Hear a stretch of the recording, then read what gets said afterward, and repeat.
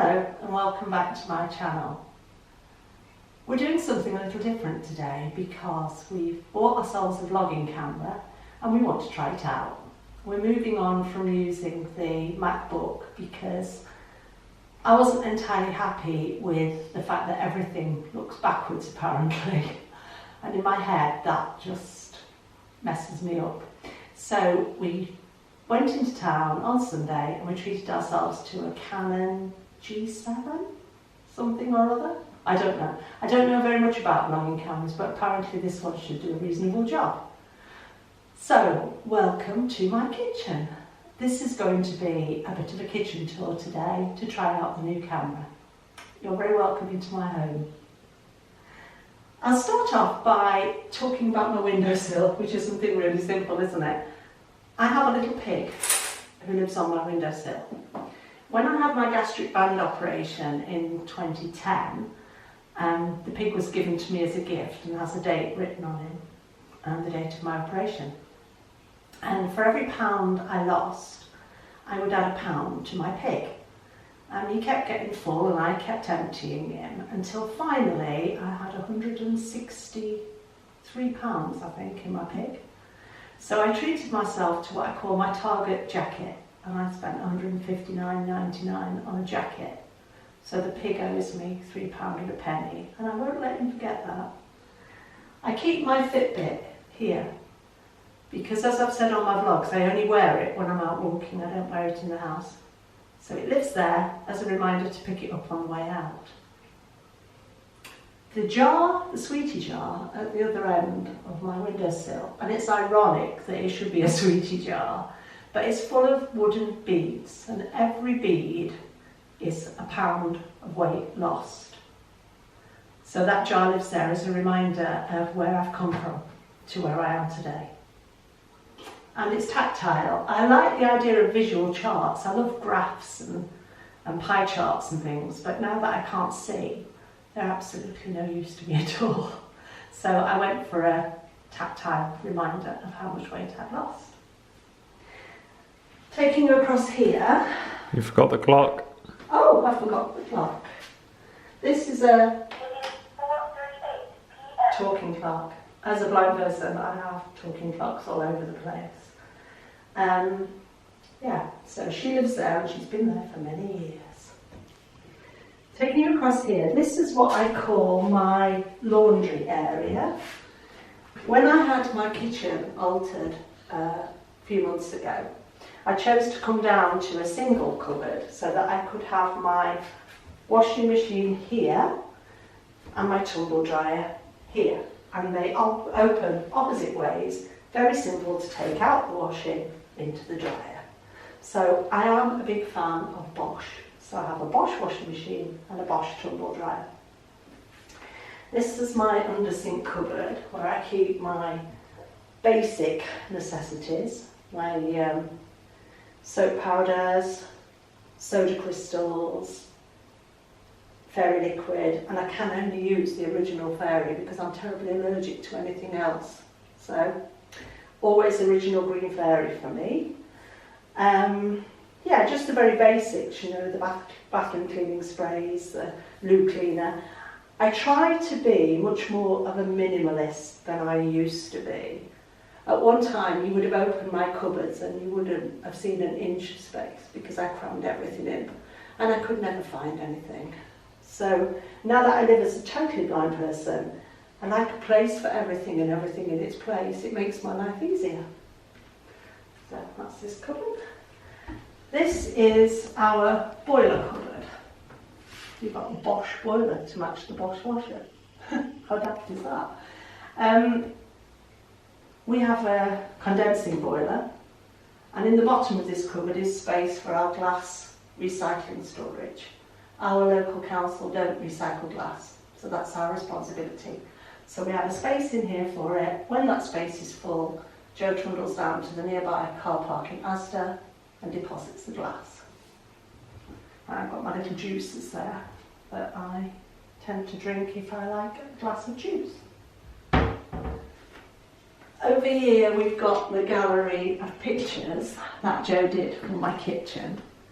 I'm not a person for lots and lots of wall art. I used to be, much more so. But today I'm happy to just have things that for me have a meaning or make an impact. And I'm very much today in the mode of less is more. So that's my picture gallery for my kitchen. And then just a simple radiator to heat the kitchen and space. We used to have a table and chairs in that corner, but today we both prefer to have space, don't we, Joe? Yeah. So that's simplified it totally. I'll take you down to the other end of my kitchen.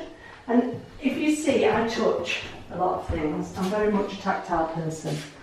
And rather than kind of pointing and showing you, because I am liable to point at entirely the wrong thing, you will notice I touch things a lot.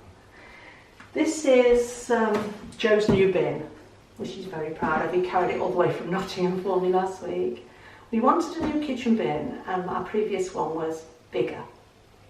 We found it too big, because of course you want to be emptying your bin regularly, and when you've got a massive one, it just didn't fit for the use that we wanted it.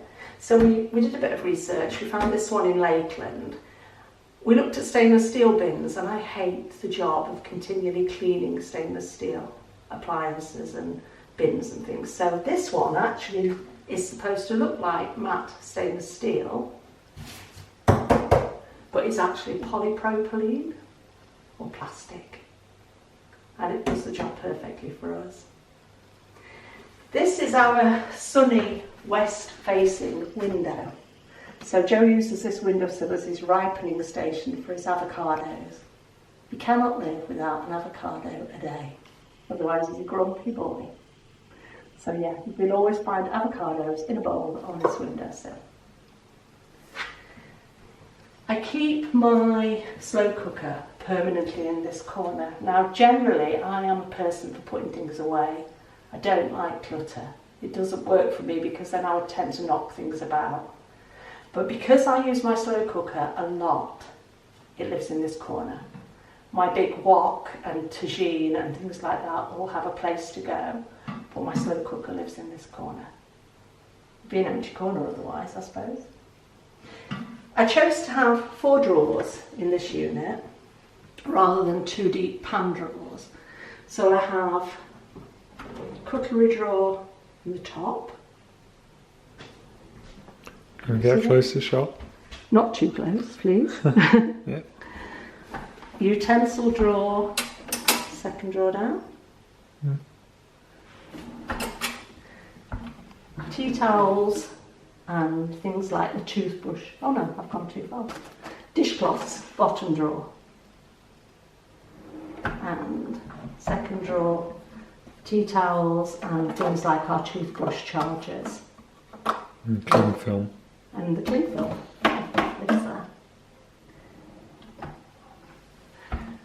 This cupboard is for our dry goods. So we tend to keep lentils, nuts, seeds, those sort of things in this cupboard.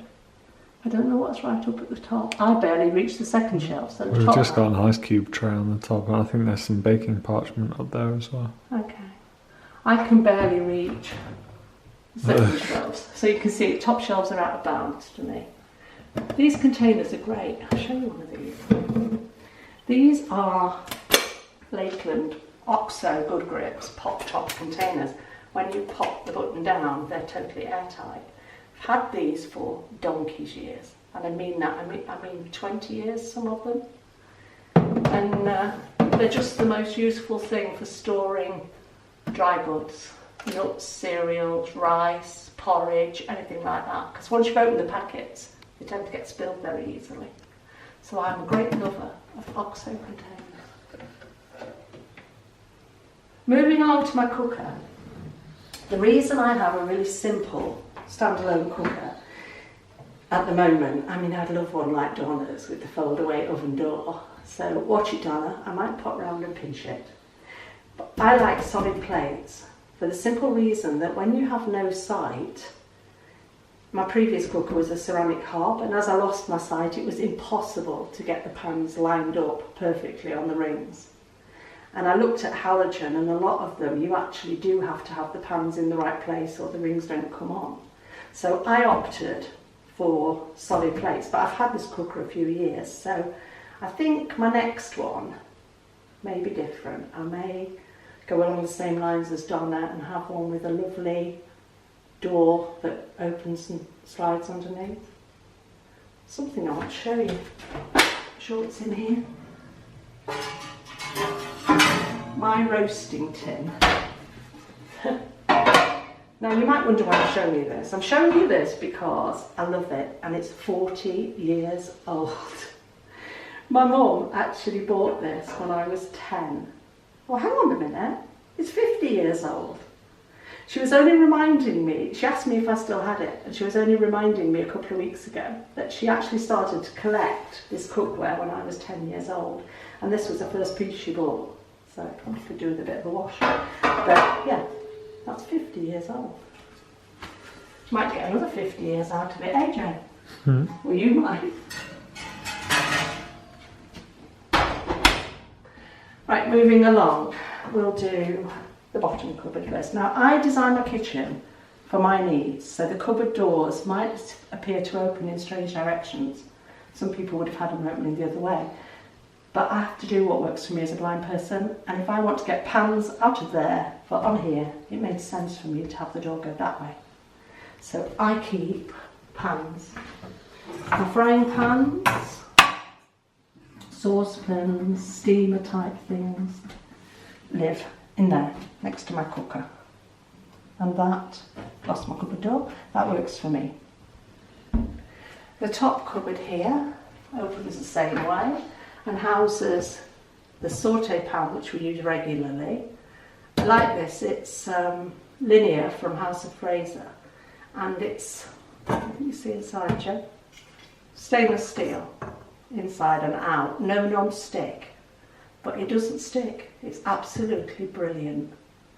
We tend to saute with water these days rather than fat, but that pan is a dream to use and it washes in seconds. And as somebody who is not the biggest fan of housework and things like that, I like simplicity, easy clean, easy to use things. This is Joseph rice steamer. Brilliant for steaming new potatoes and vegetables. So, very useful.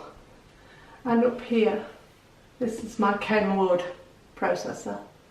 It's one of kind of mini versions. Again, useful, and all its accessories are up on the top. But Joe tends to use these things a lot more than I do, because I'm a great one at cutting my fingers, aren't I, Joe? Moving along again. Yeah, my worktop. I wanted my kitchen done in such a way that I had one big worktop. My cooker used to be further down there and it broke the worktop in half. And I just find when I'm cooking, prepping, whatever I'm doing, I like space. So it worked for me this time to have my cooker further this way and a bigger worktop rather than two half worktops. The fruit bowl tends to live here, gets refilled most days. We're coming along now and we have a double cupboard with crockery on this side. We tend to use a lot of Pyrex type glass things. We're not into fancy coloured crockery and things, we like simplicity. I think, does my tagine live down there? Yeah, tagine's at the bottom left. Yeah. These are, I'll get one out to show you. These are my answer. I was going to say, hi Ria, these are my answer to one of your problems.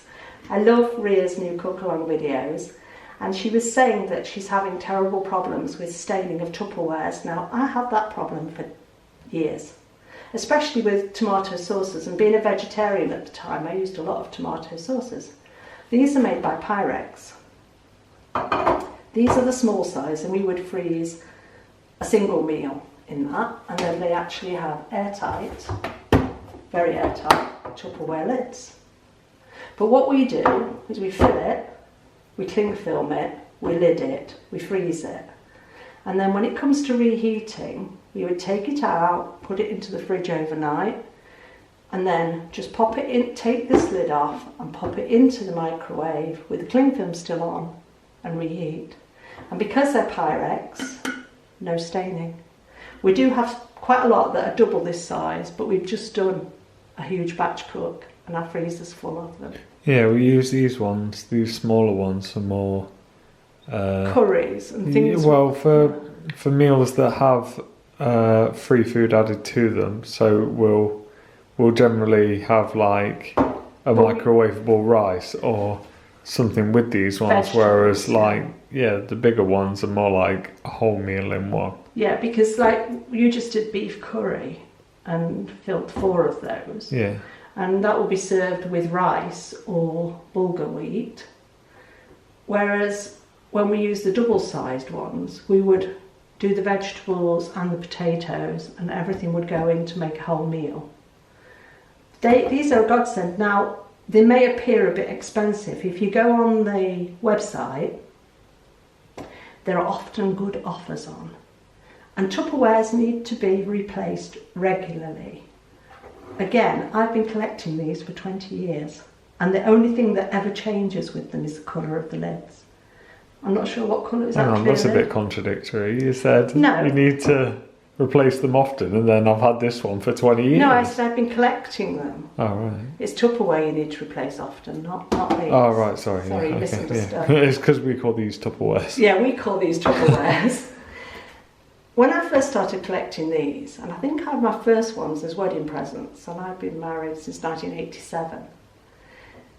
I'm not sure what colour's that lid, Joe? That one's blue. That one's blue. But the others are white. Yeah, this is one of the original ones, and because the original ones had blue lids, the later ones we've collected have white lids.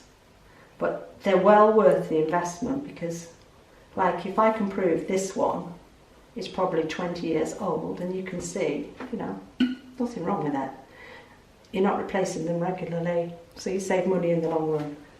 I think that's the point I was trying to make. I think we actually have about a dozen of each size, don't we? Yeah, we have a lot more than we're showing here. Because at least 15 are in the freezer at the moment. Top cupboards here. Mugs, glasses, measuring jugs. Coffee and tea, spices. And I can't reach the top, but I know up there are teapots, cafetières, things like that. Mm. So I do have this massive desire to be much more of a minimalist. And I would love to say, actually, I only need 4 mugs, or 6 mugs, 6 glasses. But because I've already got them, it seems a shame to throw them away. But in due course, if anybody ever said to me, I need some mugs or I need some whatever, and I'd got more than I needed, which is ideally 6, I would happily give them away. But I don't want to throw them away because that just seems a criminal waste. Right, moving along again. We're doing bottom first. Bottom first, yeah. This is a cupboard where in the bottom I keep my sin bin, which doesn't have a lid on at the moment, I don't think. Excuse me. Sweet potatoes, because it's a cool dark cupboard. On the top shelf we have egg boiler, which we use every day of the week, and NutriBullet, which Joe uses for milling seeds and such like. So, as I say, a place for everything in its place. Our bigger Tupperwares in the bottom there are what we use for frozen vegetables. So if I bought a couple of bags of frozen broad beans, rather than just having them loose in my freezer, because sooner or later I'll manage to tip them out, or peas or sweet corn, then I would put them into a Tupperware container before I put them into my frost-free freezer. And I find that works for me because they don't stick together and it makes storage a lot easier. I don't have my fridge freezer in my kitchen. There's a door here, and through this door is our hall that goes to our bedrooms, our studio, our pantry. So maybe you'll see that another time. But we have a walk-in pantry through there, which houses a big, tall fridge freezer. And we only bought that a few months ago, and I have to say what a blessing it is to go back to a frost-free freezer. Because for a number of years I had an under-the-counter fridge and an under-counter freezer which wasn't frost-free, and it was a pain. I hate defrosting the freezer. So I'm back to having a frost-free one. This is my cupboard. Well, apart from I'm renting space out to Joe for his peas pudding. I should be charging you for that.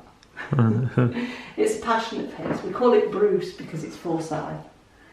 Yeah, it's a passion of Joe's and it seems to live in my cupboard.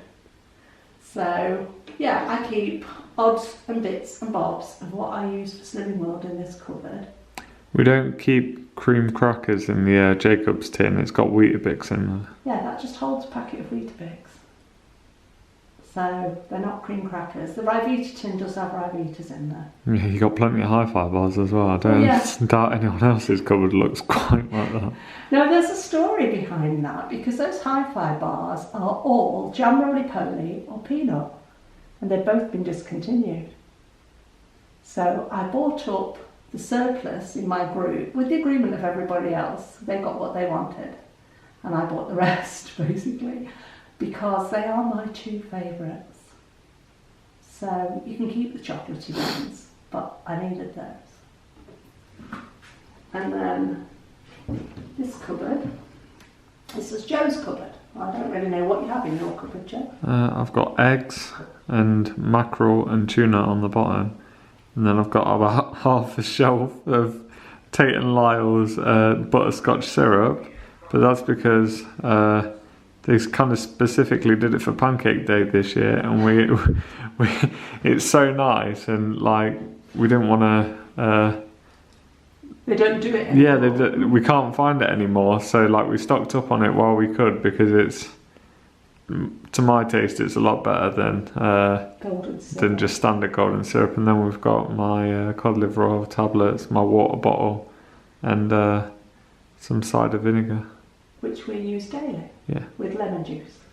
That's why we have plenty of lemons in our fruit bowl. And then the top shelf, I've just got some pink Himalayan salt. I've got a few pencils and pens and pots and another water bottle, but that's a spare. Yeah. Right. That's that. And then under the counter here we have our like everyday fridge, which is a Miele fridge. And this is where we kind of bring the things out of our big fridge and we put them into here because it's what we're going to be using in the next couple of days. So if you can see, I suppose standing from here and looking down. Oh, the microwave. Oh, my microwave. This is a talking microwave. So, hang on. Door open. Door closed. Let's see what we're going to say. 4:53 p.m. High power, medium high power, medium power, medium low power, high power. Yeah. Start. High power. 1 minute. 4. Cancel. For a person who can't see, it's a godsend. It's not the quality of microwave I would like to have, but it is the only one on the market. So it's the only one you can buy. So I have to have this one. I would like something a bit nicer. But he does his job. And the water boiler? Oh yeah, and next to here, this as well, Joe. We don't have a kettle, we have a water boiler. This started off because of me being blind. It's so much easier to put your coffee mug on there, press the button, and it has a measured amount of water. It's also very economical because you're only ever heating the water you're using.